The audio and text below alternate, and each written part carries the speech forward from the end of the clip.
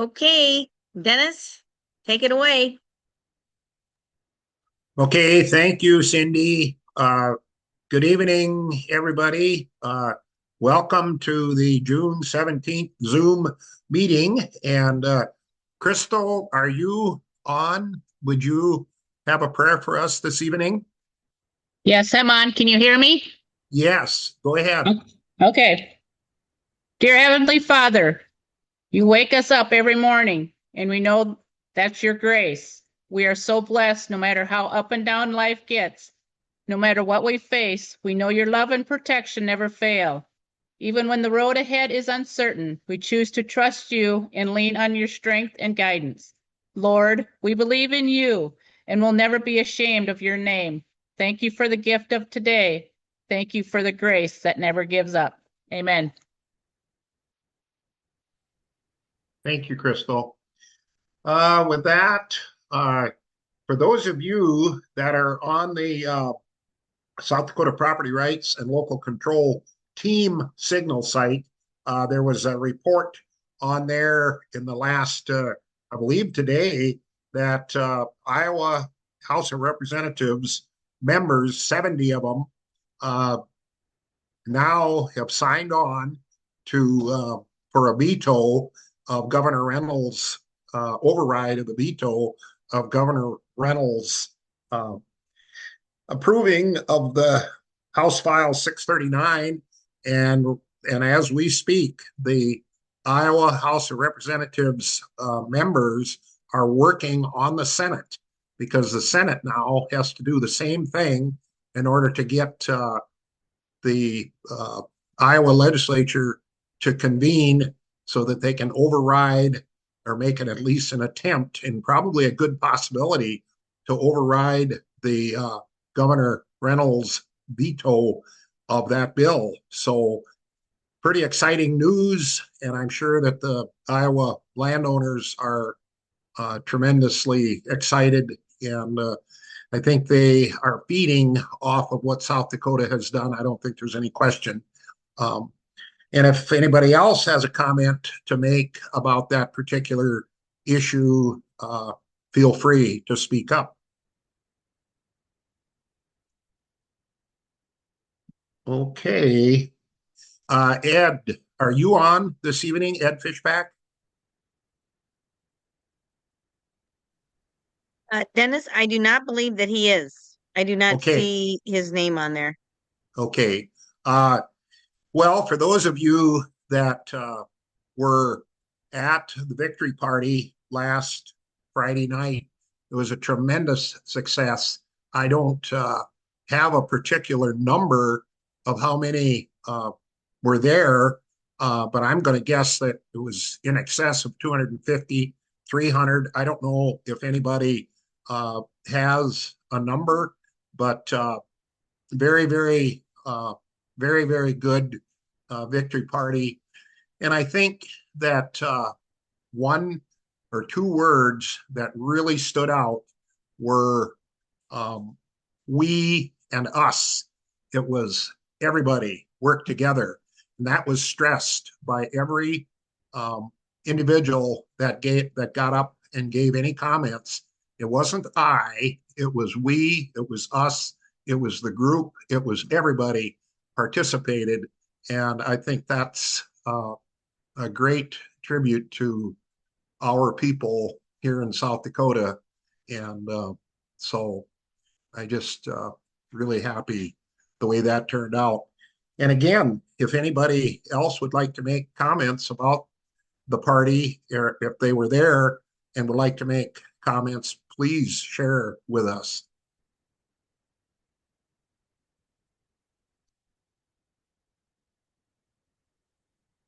Okay, well, Cindy, did you want to talk a little bit about the legislative schedule, or is there any particular one of the legislative schedule meetings that are going to be coming up in particular? I know that the probably the one that caught my eye or attention was the Ireland Trade Commission and did not know that such a thing even existed, I guess.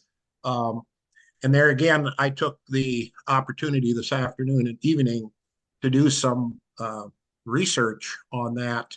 And anyway, it's that information is out there. It's a law, it's a bill, it's a commission. There's House members. It would be the House members. Pardon me. Someone have a comment? The House members that are on the Ireland Commission are Jessica Baumüller and Steve Duffy, and the Senate members are Chris Carr and Jamie Smith. And then they have outside businesses, I guess, staff and a staff member. There's 3 individuals that are on that commission.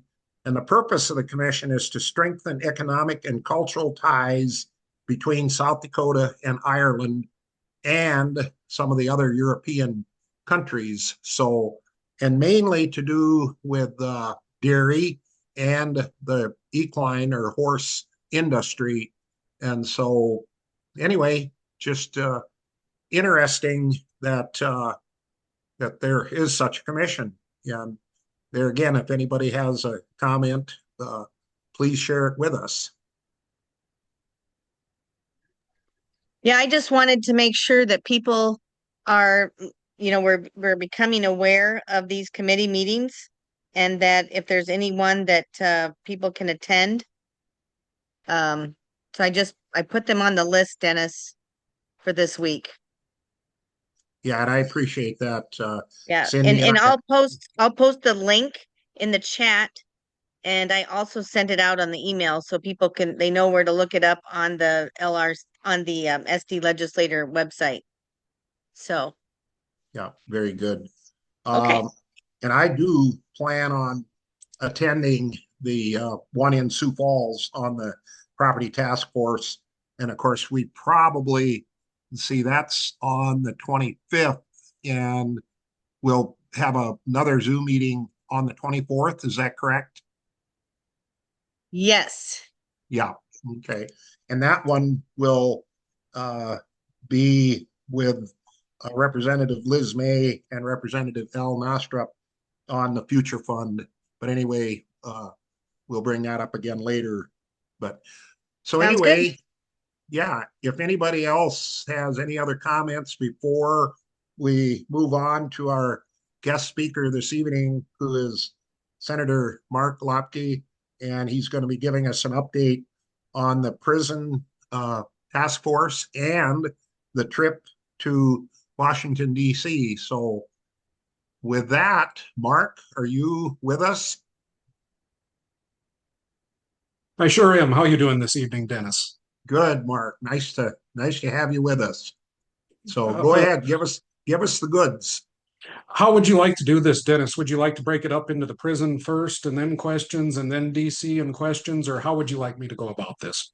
I think do the prison update first, because that's kind of an ongoing thing, and you can kind of bring us up to date as to where the committee is, and then you can give us a little overview of your trip to DC. Well, they kind of both coincided. The Tuesday before we took off for DC, we held the prison reset task force meeting down in Pierre. And it really turned into a long day. In the morning, we toured the women's prison in Pierre. And then at about 10:30, we began the hearings at the Capitol in the appropriations room. And then it started out the day there was a bunch of the sites that were selected that the consultant gave the report on. They went through each site very comprehensively. They gave the pros and the cons of each particular site.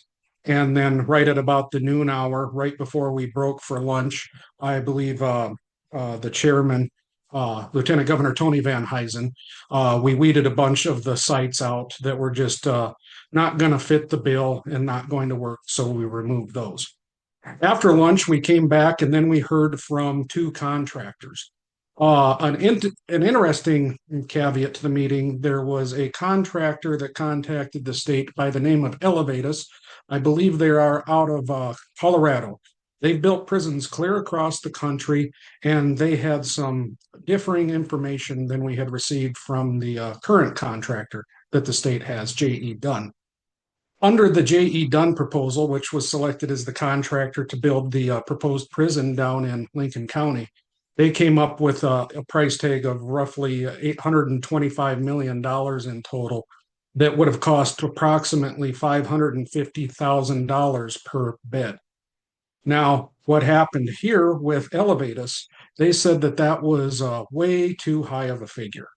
Elevatus came in and they told us that they could build a 1,500 bed facility for between $285 and $325,000 a bed, which would have roughly equated to a $525 million prison. That obviously got everybody's attention. The way that they proposed to do this is they were going to use different methods of construction. One of the most interesting things that came out of that, they would use a lot of steel for cells, the prison cells themselves.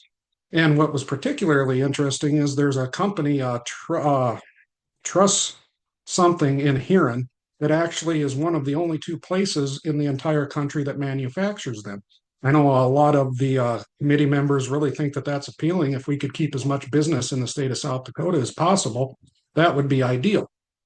After we heard from them, then J.E. Dunn come up. There was several pieces of information out of there that I found interesting. One in particular, because there's a lot of sentiment amongst the task force to build on the current site in Sioux Falls.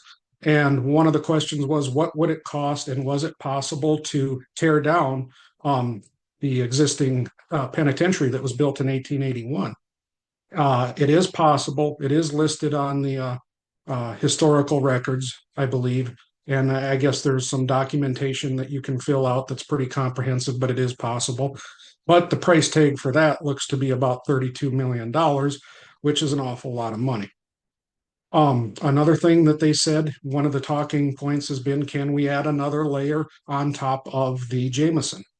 It is possible. The price tag for that came in at about what was that? $193 million, which would have equated to $775,000 per bed, which seemed awful high, but that's the number that we were told. One of the differing of opinions between J.E. Dunn, the existing contractor, and Elevatus was that 28-acre parcel of property off to the northeast of the existing Jameson. J.E. Dunn says that it is not buildable upon due to too much water in the soil. Elevatus comes back and says that it is possible to build on that with drainage and water mediation, and they believe they could site approximately a 1,300 bed facility on that area that the state already owns. And so as we moved farther through the process, the discussion turned into narrowing down the particular sites. And I don't recall what all was on the what existed then. In the consultant's report, the top preferred site was the current one, proposed one down in Lincoln County. Well, the committee met and discussed it, and we narrowed it down to, and a motion was made by Representative Scott Odenbach to set the sites at either existing Department of Correction facilities, the Worthing, South Dakota site, or Mitchell. Now, that's where we currently are, but the other caveat to that, after an immense amount of discussion amongst the committee, it was felt that we wanted to put a budget on it, and we wanted to be around that 600 million. And so that's where we currently are. There is a budget approved for 600 million. The consultants, or not the consultants, the contractors have been instructed to go back and draw up some proposed plans that fit those parameters. And those are supposed to be returned at the next prison task force meeting on the 8th of July. Whether that will happen in time, I'm not sure. What's happened in the meantime, there was a lot of discussion outside of the room and in the room that do we simply have enough time with these new proposals before a special session was called on the 22nd of July. And it was really felt that there was not enough. And so what's happened after the meeting on that Tuesday is that the lieutenant governor sent a letter to the governor requesting that the special session date be extended. The governor approved that. We're not certain when that's going to take place because there's still a lot of work to accomplish on the task force. And then in the interim, there's going to be a lot of other legislators that are going to have to look over so that their needs are satisfied. It was a really long day. It turned into about a 12-hour day, but a lot was accomplished. We moved forward a little bit, but there's still no definite decision that has been made yet. That's what I got for kind of a condensed version of a whole lot of information, Dennis. Okay, Mark. Wonderful. Great. I don't know how you remember all that stuff. You've obviously got a good memory, good recall on all of that. I think it's great. Anyway, does anybody have any questions for Mark at this point in particular on the jail? I think you've done such a good job, Mark. Nobody knows what to ask. I see you got a hand up there, Dennis. Okay, Tanchi, are you? Oh, it's Steve. Okay, go ahead, Steve. Oh, thank you. Can you hear me? Yes, go ahead. Okay, I'm from Mitchell, South Dakota, so we were one of the 2 locations that was approved. And I wanted to give some feedback to Mark that there's been a lot of pushback from the community on Mitchell being picked. There's been like hour-long public input at a county commission meeting for Davidson County and also at the city council for Mitchell. And tonight, the Economic Development Corporation of Mitchell had a forum and it was very one-sided and it even upset the people more.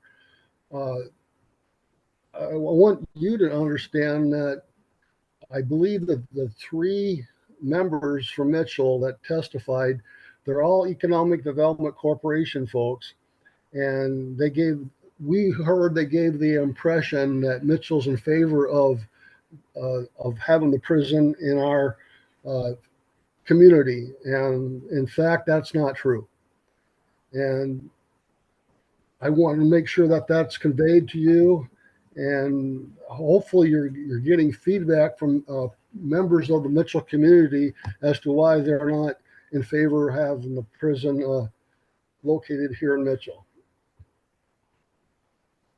Well, thank you for the question, Steve. And I'll tell you, I'm not in favor. In fact, I advocated against the Mitchell location, similar to the Huron. The problem that exists there is currently we have 284 prison personnel employed at the penitentiary facility in Sioux Falls. With the addition of the new facility, it's going to require 441 total employees. So you have a little bit better than 50% of your workforce already residing in the Sioux Falls area.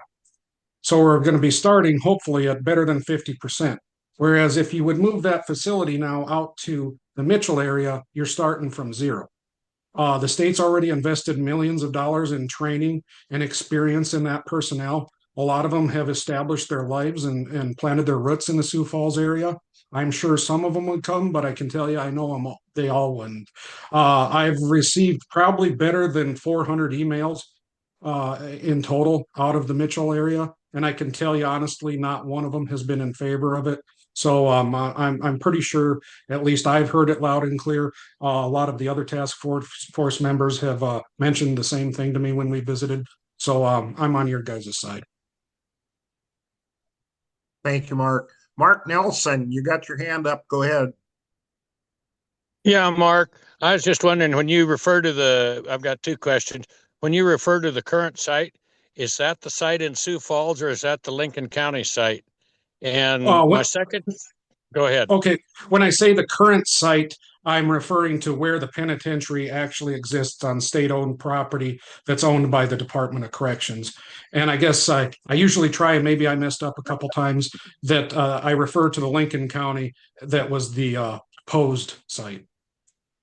Okay, and my other question is there any discussion on the workforce of trying to encourage some of these military security personnel and such that are currently active duty military or National Guard to come to South Dakota and go to work. That seems like that would cut the training cycle down quite a bit to bring some of those guys that are just separating from the military and looking for a job. Just a suggestion. No, I appreciate that. That's a good idea, Mark. Okay, well, thank you. Carl, you've got a question? Go ahead. Yes, sir. Thank you very much. Dennis runs a pretty good show here, and it's really nice to get this rolling the way you guys are. I especially appreciate the work of the Prison Reset Group. It's important that you have a group that puts this much time and effort into things. But one question that I would have is, will you have when do you recommend the special session? Do you think it's going to be in August, or is there a date specific or in guess? Then the second question is, you had prior bids out versus the elevative, and I understand the change in fee structure with elevative, but can you make a change once you've received the other bids without getting in trouble? Let's see. Can you refresh me on the first question, Carl? The first question was special session. Special session, I guess that's to be determined. Are we going to have a final decision at the next prison task force meeting? I kind of doubt it. There's been a chatter of having a couple interim meetings afterwards, and I think that date won't be determined until we ultimately do have a final decision, because it's going to take some time for the entirety of the legislature to go through this and understand it before being able to make a vote on it either way. And as far as the second part, with the bids, I know I received a message from Senator Kevin Jensen today, and that's what he had questions on: is the state required to rebid that out? And I found that kind of interesting, because the sentiment amongst the task force, the reason we ended up with a budget, well, when anybody goes to buy a house or a piece of equipment, you have X number of dollars that you can spend. And so the thought process was, what can you bring us that will cost a maximum of $600 million? Turnkey, all ready to go. And so whether that will need to be bid after those proposals are turned in, Carl, I guess I'm not sure about that. We'll have to find out.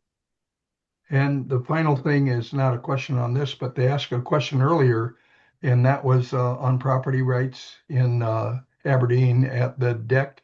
You guys started there, and it was a very few people that started it, and Mark and Jared and Ed and several others, but we have been able to get the job done on property rights due to the fact that a lot of people have worked together, and you, along with the other people that have worked on that, need to be commended. And there was a feeling of warmth, and there was a feeling of really camaraderie, and there was a feeling that people weren't working against each other. They were working for each other. That property rights was pretty slick. Thank you for your work on it and for everybody else's.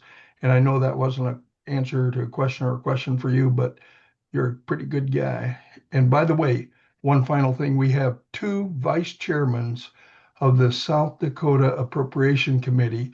The vice chairman for Senate is Mark. The vice chairman for the House is Al Nostrup. Al is one of the only people that's pictured on this. The rest of us are all going without a picture. So I'm going to shut my picture off and just let you know that we appreciate you. Thank you, Carl. Yeah, thank you, Carl. Jeff Church, you've got a question for Mark. Go ahead. Hi, thanks, Dennis. Mark, Jeff Church here. Two questions. First, is the task force addressing ways to lower the recidivism rate, as that would obviously lower requirement for beds? Yes, there's been a lot of discussion on lowering the recidivism rate. And come to find out, initially when I got started in this process, I thought that was probably a Department of Corrections area of expertise. because, well, they run it. We're just trying to figure out how to spend taxpayer dollars as wisely as possible to get a facility that, I have come to the conclusions necessary to be built. And, but come to find out throughout the process that there's a direct correlation in the design of a facility and rehabilitation. So that's all been included a lot along the discussion, Jeff. Okay, thank you. And then my second question is, what is the authority of the task force? In other words, when the task force allocates $600 million, is that final? Or when the task force recommends a location or a contractor, are those final decisions or are they recommendations to the legislature? Your second part there, Jeff, you're 100% right. It's at the end of the day, all it is a recommendation. A proposal will be brought forward eventually, I imagine, and then that will be either approved or not approved by the task force. If the task force approves it and gets it to where we can get some consensus on it, then it would move to the body of the legislature. And well, anything can be amended or changed or what have you there. So it's a recommendation at the end of the day. All right. Thank you, Mark. Appreciate it. Thanks, Jeff. Mark, I've got a question or concern, I guess. If there would be, I guess I would think that going on the state-owned property behind the existing facility, you had mentioned something about dewatering or an issue with water. Would there be, or is there a way to follow up with the contractor that has proposed that? Seems to me that for relocation, another site, you'd have to move those prisoners. There's a whole lot of logistics that would play out there. The closer to the existing facility that a new facility could be built could save some money in that regard also. I guess I'm interested in the dewatering, or if piling, or what could be done, what kind of questions could be asked of the contractor to get that an answer to that. Some of those questions were asked to the contractors during the meeting, Dennis. And well, it's kind of you've got two different stories. One says that the contractor says it's not possible. The other says it's possible. So it's down to who do you believe? And I guess, as a farmer, I'm quite familiar with drain tiling. The property exists very close to the Sioux Falls Canal there. So you have an outlet and, well, you can just drain tile and lower the water table. I think it would be possible, but, then again, don't know what the soil structure is like. But, there's big buildings built in close proximity, and the state already owns it. I feel that it's an ideal piece of property to build on. On top of, nobody on the task force that I've heard has ever gotten any negative feedback from anybody around the existing facility in Sioux Falls. And in fact, the state senator from that district, Jamie Smith, says, we want it, put it here.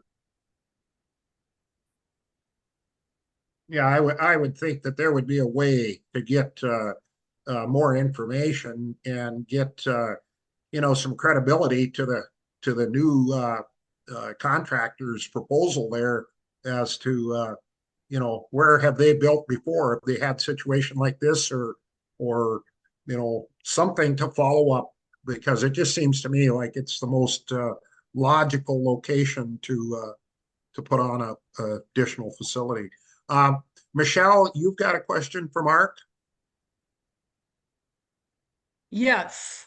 Mark, is it your impression right now, after the last task force meeting, that really the only one that's coming back with kind of a bid or what they can do is J.E. Dunn?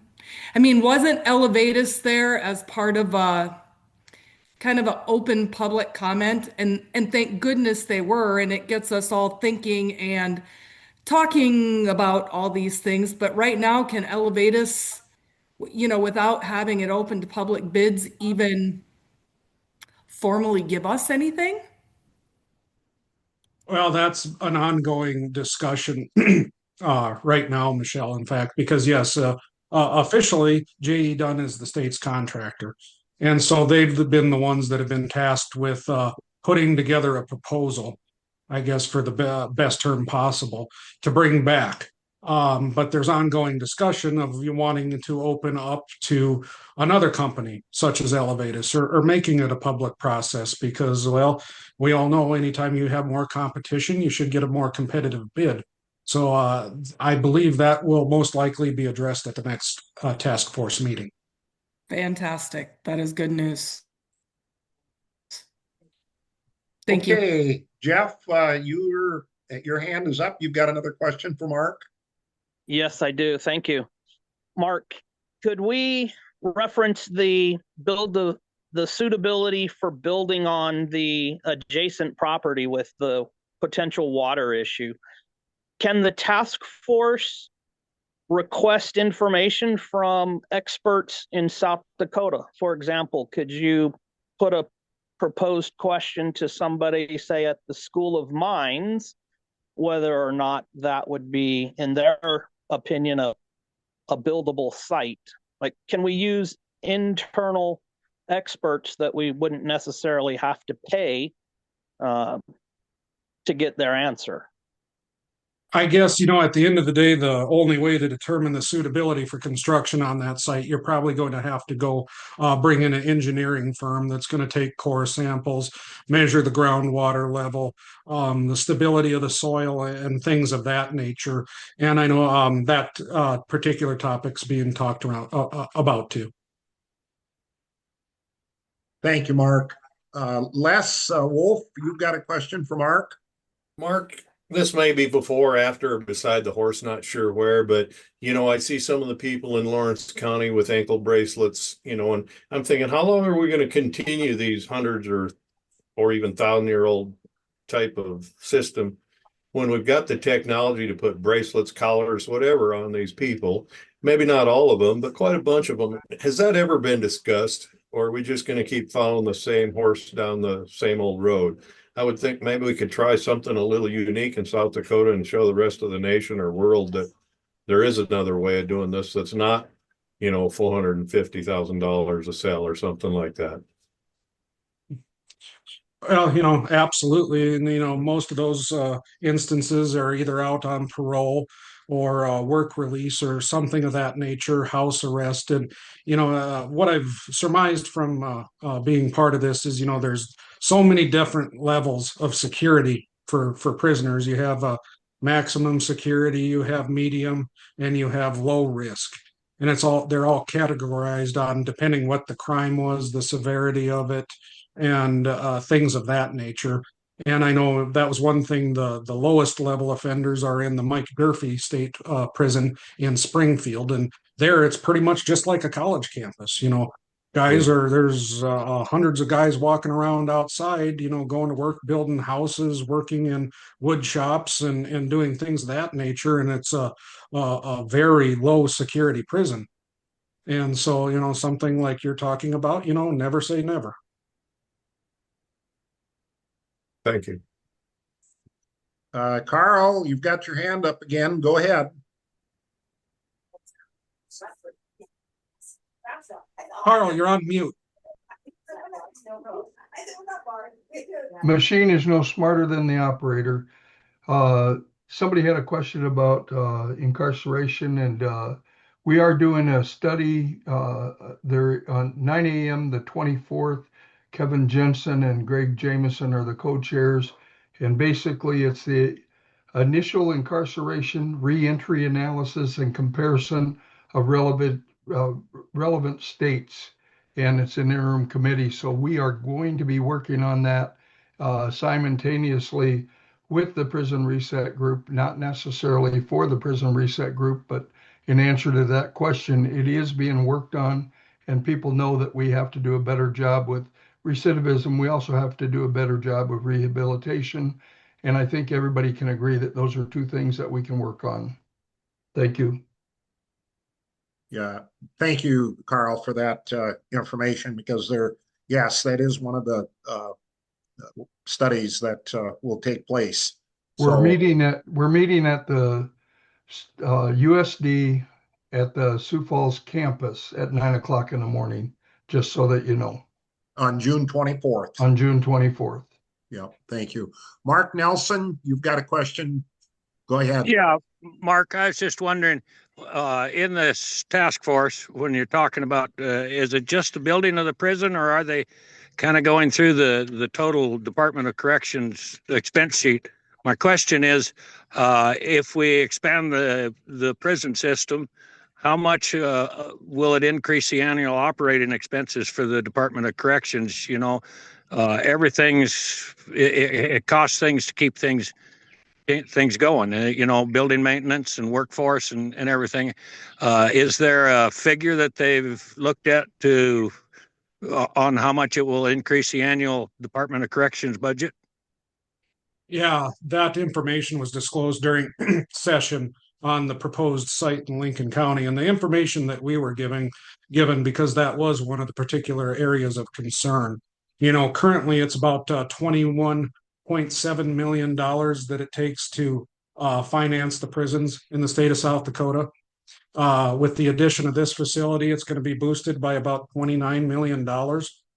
And so that's a pretty healthy, significant amount of change because there is a big difference in one-time costs, which the construction of the prison will be, versus ongoing year after year costs, the money that it's going to take to operate that, which obviously everybody knows will continue to increase year over year.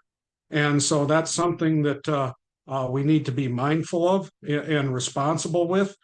And the best thing that we can do to alleviate that was to not build $1 billion facility, but 2/3 of that, you know, then maybe the extra one-time dollars that we have remaining, we'll be able to curb that to a degree. But yes, a new facility will be more expensive to operate.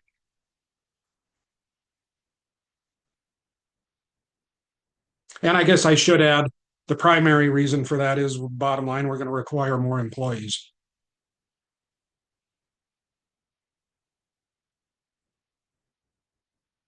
Thank you, Mark. Well, I don't see any other questions right now unless there's some uh, that I'm not picking up here. You know, with that, Mark, if you want to go ahead and give us a little talk on your trip out to Washington, D.C., we'd appreciate that too. Go ahead. Well, by the time we wrapped the prison task force up, it was a little bit after 7 o'clock that night. And then I took off for Sioux Falls and grabbed a bite to eat along the way and got down to Sioux Falls. It was about 11:30. Went to bed at midnight and was up by 3 a.m. to take a 5 a.m. flight out to Washington, D.C. Speaker of the House, John Hanson, Speaker Pro Tem Carla Lems, Representative Liz May, myself, and Amanda Radke from Mitchell. We all went out to Washington, D.C. to meet with our federal delegation, and we took with us three primary areas of concern. Number one, we wanted to relay the message to our senators that in the House of Representatives, the federal preemption was removed from the big, beautiful bill. The House, or the reallocation, reappropriate. I forget. There's so many bills out there. We'll just stick with big, beautiful bill. And anyway, we wanted to convey the message to the senators that we didn't want to see that brought back. And we found pretty good agreement amongst senators that that wasn't going to be coming back. So we believe that that area of concern has been eliminated, and never say never, like I always say, but we don't believe that'll come back. The next area of concern we had was the $10 million pay-to-play fast track bill that they were going to allow companies to pay $10 million to expedite their permit. Now, originally that included oil, natural gas, carbon dioxide, hydrogen pipelines, the whole gamut. What the House did was they amended it down and removed everything but natural gas. So natural gas is the only one that is remaining on the $10 million fast track plan. And there really seemed to be no appetite amongst anybody to change that. So while it's bothersome that it still exists and carbon dioxide could possibly just be added to the definition at some time, it's currently not there. Probably the area of greatest concern that we run into was the 45Q tax program. Now, what we ran into there was there's a huge lobby by big oil to keep that in place. Not only do they want it kept in place, they want to increase the $60 per ton tax credit for enhanced oil recovery to equalize it with the $85 per ton that exists for sequestration right now. We had a very relatively long meeting with our Senator John Thune, the majority leader of the Senate. And he conveyed to us that there's not a lot of support from Republican senators to do anything with the 45Q tax credit, except increase that. And in fact, just today, the Senate Finance Committee did that. They amended the big beautiful bill on the 45Q to increase the enhanced oil recovery credit to $85 a ton. As we learned from Senator Thune that eliminating it did not look likely, we requested that, well, how about we just lower the tax credit to the $60 a ton for sequestration and go the other way around. He seemed receptive to that proposal. I know it didn't come out of committee like that. We're hopeful that something is going to be changed here, but running into the resistance for that was pretty frustrating. So I encourage everybody to keep contacting our senators. So the first day we met with Representative Josh Brasheen from Oklahoma, and then we met with Representative Scott Perry from Pennsylvania, and then we met with Senator Thune from South Dakota here, and then we met with Senator Rounds. The meeting with Senator Thune went better for our issue. Senator Rounds felt that the 45Q was necessary, and he didn't like our message as well as Senator Thune did. The following day, we met with Representative Harriet Hageman from Wyoming, followed by Representative, who was that? Chip Roy from Texas. And then we ended the day meeting with Representative Thomas Massey's staff from Kentucky. It was a lot of work. You got to do a lot of moving around. We weren't able to get a whole lot of meetings with senators as it was a Friday the last day we were there and a lot had left town. If we would have been able to get out a couple days earlier, we probably would have been able to acquire a few more meetings. It was a good experience. It was productive. Long days, a lot of walking. It was rather hot out there, but overall it was a good experience. Our message was well received, but probably to me one of the most satisfying things that we learned out there, and this is just a congratulations to everybody. South Dakota's on the map. South Dakota, with what's happened here. In fact, Representative Chip Roy from Texas told us himself he knew the number 1052 of the bill that passed eliminating eminent domain for CO2 pipelines. And in fact, that kind of inspired him that he said, look at those people out there fighting. He was one of the primary people pushing back against the Green New Deal type agendas as far as wind, solar, electric vehicles. And he was in complete agreement with us on the 45Q as well. He'd like to see them all gone. He told us that if they do anything to change that, if the bill has to come back to the House, that might affect his vote. And that's another thing that they did too, because the way that they had set up wind and solar, that was going to be from the signing of the bill, any project that was not 5% constructed within 60 days of the signing of the bill would not be able to be eligible for tax credits. But I did see yesterday that that's been amended as well, and now they've extended it out to 2030 in a Senate amendment. And so I guess, everybody needs to be contacting your senators, but I just want to say the work that everybody has done in South Dakota has not gone unnoticed. It has affected national policy to a degree. So keep it up, everyone. Okay, well, thank you, Mark. Does anybody have questions or comments in regards to the the folks that went out to Washington, D.C. Comments or compliments? Well, I just thank you, Mark, for all the. Yeah, go ahead. Oh, say Dennis, Yeah. I missed one representative. We also met with Representative Mary Miller out of Illinois. I just looked at my sheet here. But something else I want to convey too. Senator Thune's well aware of the CO2 issue in South Dakota, and he says he knows that the state has spoken definitively on it, and he thinks that we're in pretty good shape here. Yeah, thank you, Mark. Very good. Yeah. Okay. Jolene Stewart, you've got your hand up. Go ahead, ask the question. I or do. comment. So did you not meet with Representative Dusty Johnson when you were out there? We sent a meeting request a week earlier with Representative Johnson, and we received a message back the Thursday that we were out there that his schedule was full. So we did not meet with Representative Johnson, no. Okay, well, thank you. Marion, you've got a question? Well, I just wanted to say thank you to Mark and everybody that went out there. I know it was a sacrifice. I mean, obviously, you're working your buns off with the prison task force and so many things.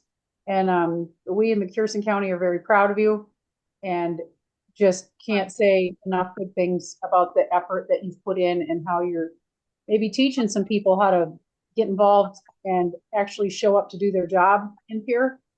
And it meant a lot to all of us that you took the time to go, and it's a busy season for you. And we just really, really appreciate it. Thank you. Thank you, Miriam. Say, Amanda Radke here. I'm barreling down the road, Dennis, and can't raise my hand, but I just wanted to add a few things if I could. Absolutely, Amanda. Go ahead. We'd appreciate it. Go ahead.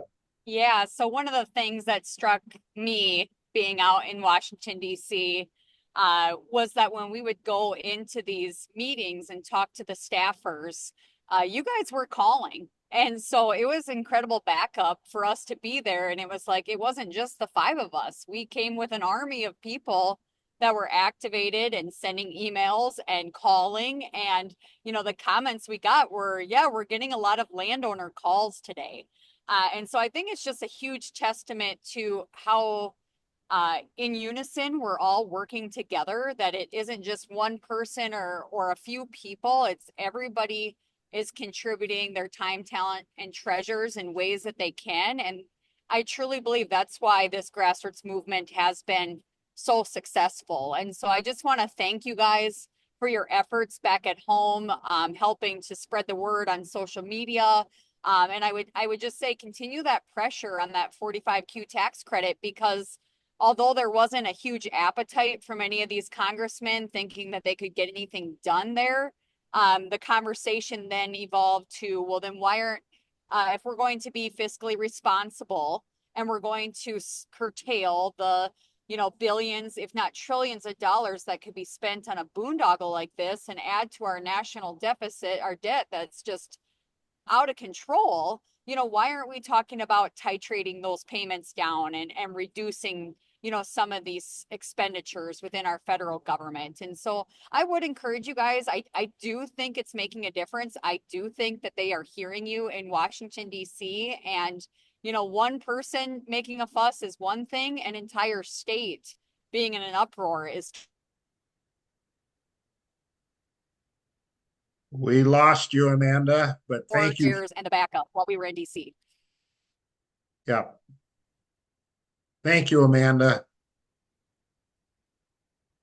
Okay, well, are there other comments or questions out there?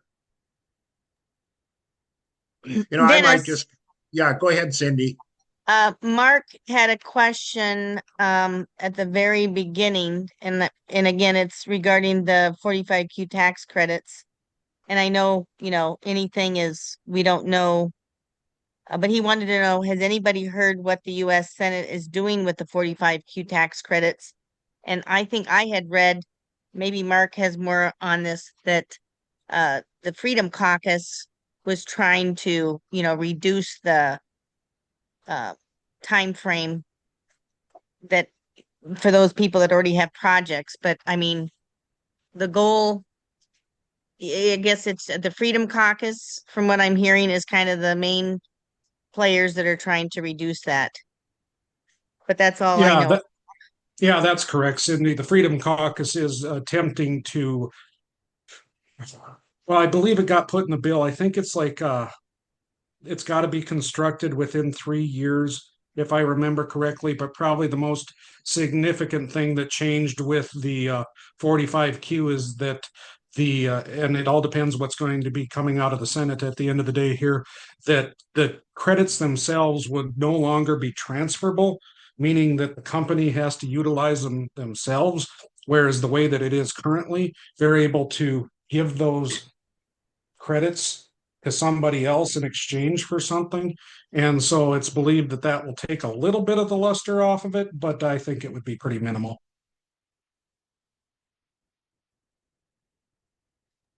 Got it. Thank you.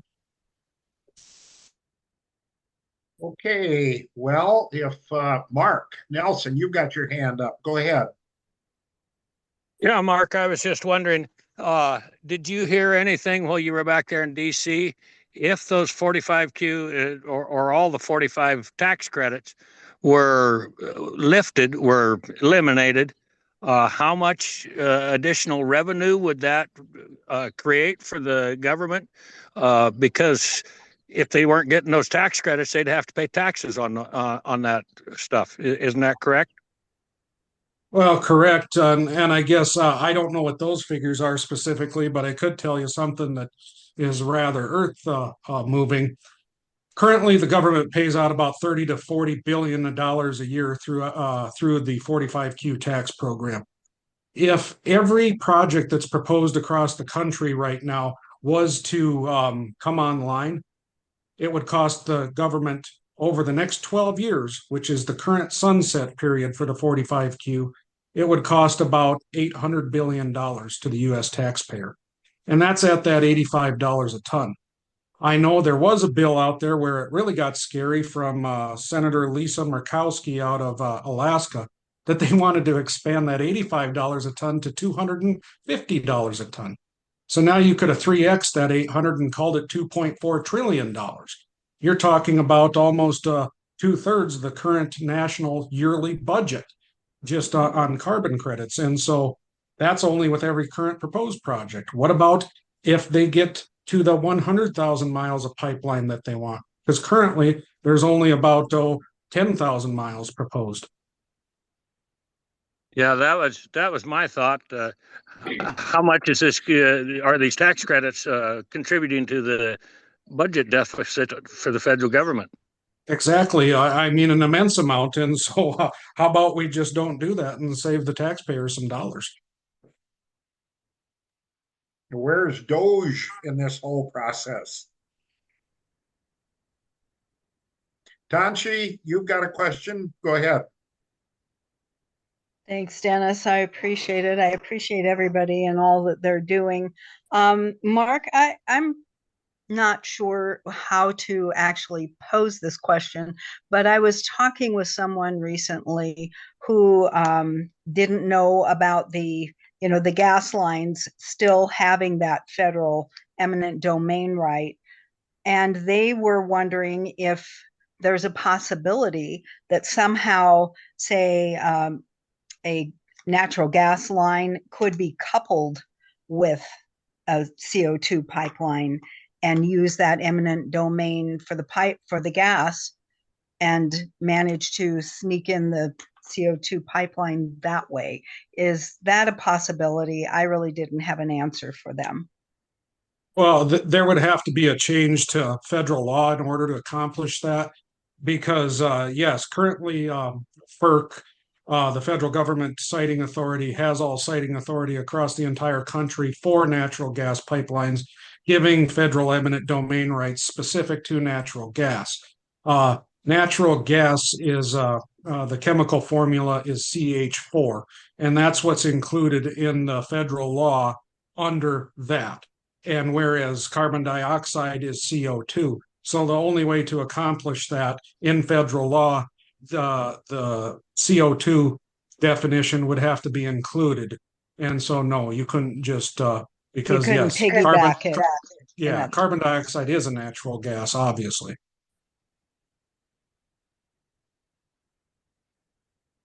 Kachi, are you, do you have further question or? Are you okay? No, and I am going to have to run very soon here. I really want to express my thanks to everybody that went to Washington and everybody that's on this call. I know we've got some representatives on here that, you know, their job goes on through the summer, and they're working in ways that we don't really even know and appreciate. So I just wanted to extend some thanks to them.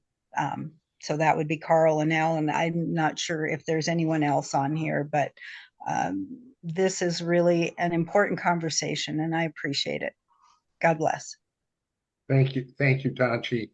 Al Nostra, your hand is up and your picture is there. Go ahead. Thank you, Dennis. Just a question, Mark, have in all the conversations with the Congressman Dusty Johnson staff or information in the media, do we know what his position is on the property rights and the CO2 pipeline?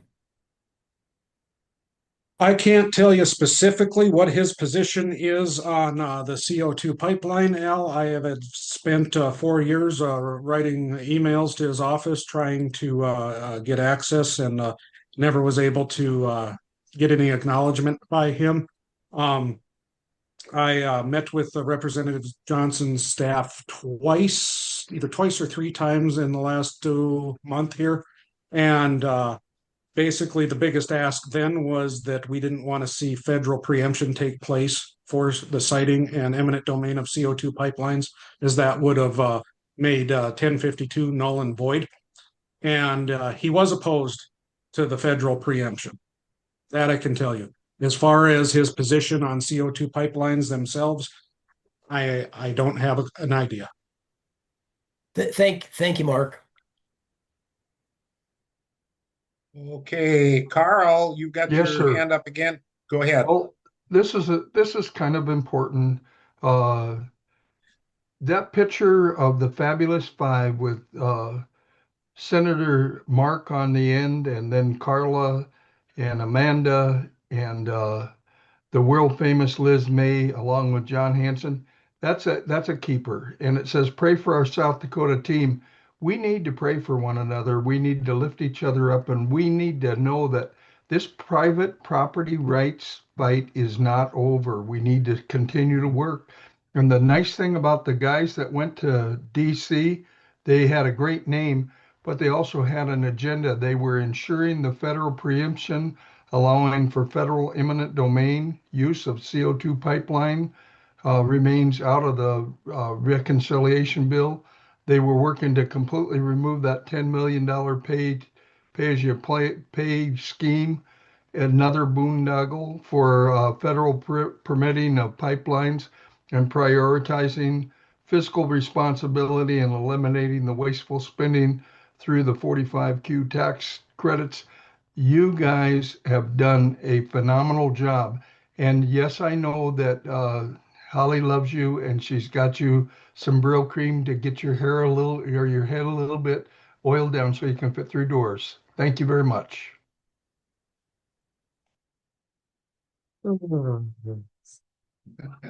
Okay. Thank you, Carl. All right. Well, do we have any other questions out there or any other comments? With Mark on the line here, we've been really, really fortunate to have very local individual here, McPherson County. I'm proud of you, Mark. And just you know, we've got a good group of people that have really got out there and defended property rights and freedom. And anyway, we appreciate it. Thank you. Any other? Mark Nelson, your hand is up again. Go ahead. Yeah, Dennis, or Mark, I just wanted to reiterate, I know we dealt with it with when we were dealing with Keystone XL out here.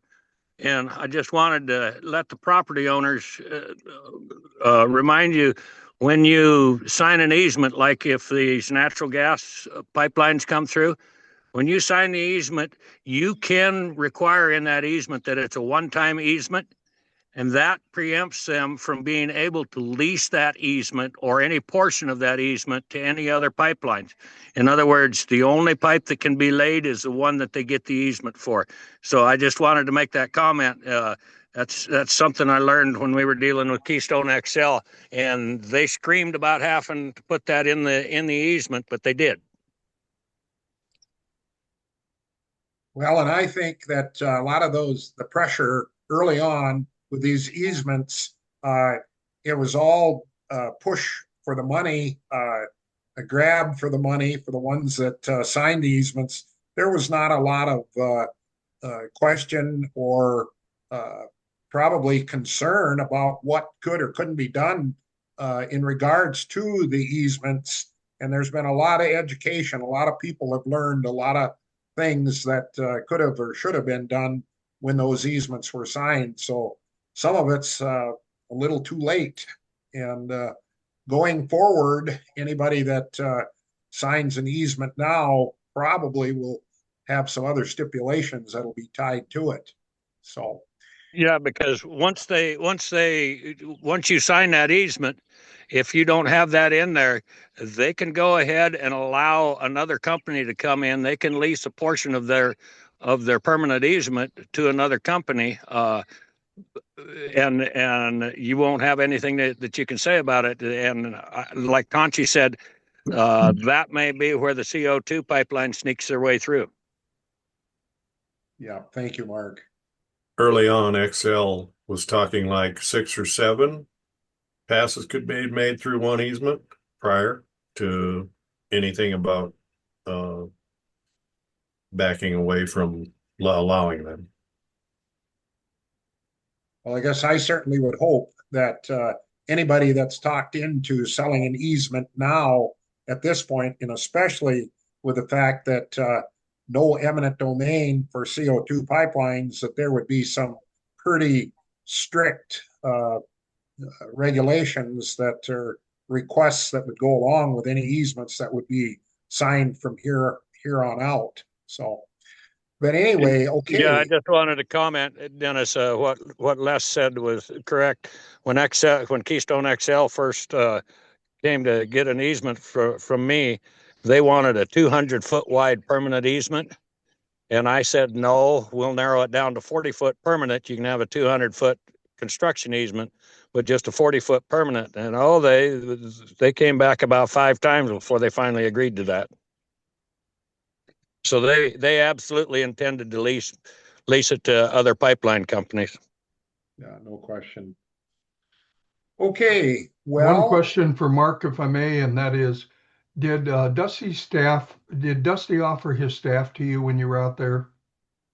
No, I requested a meeting with the representative or staff, and we just were told that there was no available appointments.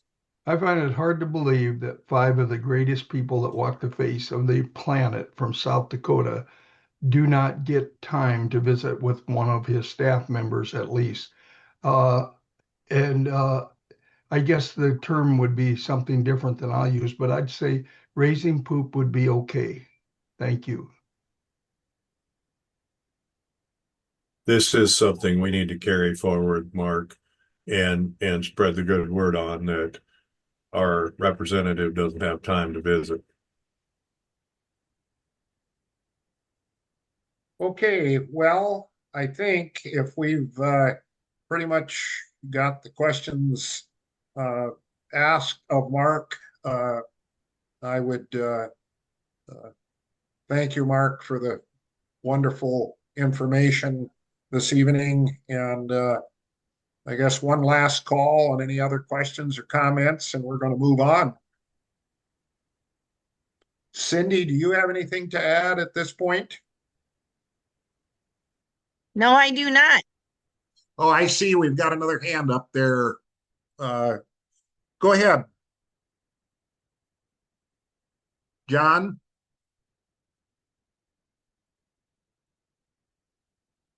I see your picture there, John. Go ahead. Have you got a question? Yeah, nobody there. Okay, well, with that, our upcoming focus. Cindy, do you have comments there? Yes, so next week we're going to be having Representative Al Nostrop and Liz May. We're going to be talking about the Future Fund.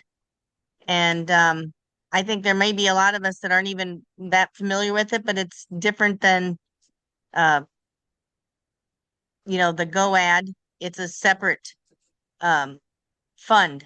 And there's lots of funds out there, and we're just trying to learn about all of them. And I think it will be very enlightening for people to learn about it. So that's I guess that's all I have for today. Okay, well, if there are other questions or comments or whatever, if not, we'll look forward to next Tuesday night and look forward to Liz May and Al Nostrop to give us a rundown on just what the Future Fund is and what do they fund and so with that, Cindy, do you have closing remarks or anybody? If not, well, thank you everybody for a good evening and hope that your week goes well and we'll Zoom again next Tuesday night. Thank you. Yep, we're closing Johnny on the spot, 9:40. That's our time. So Perfect. good night, everybody. Yep, thank you. Good night. Thanks, Dennis. Yeah, thank you.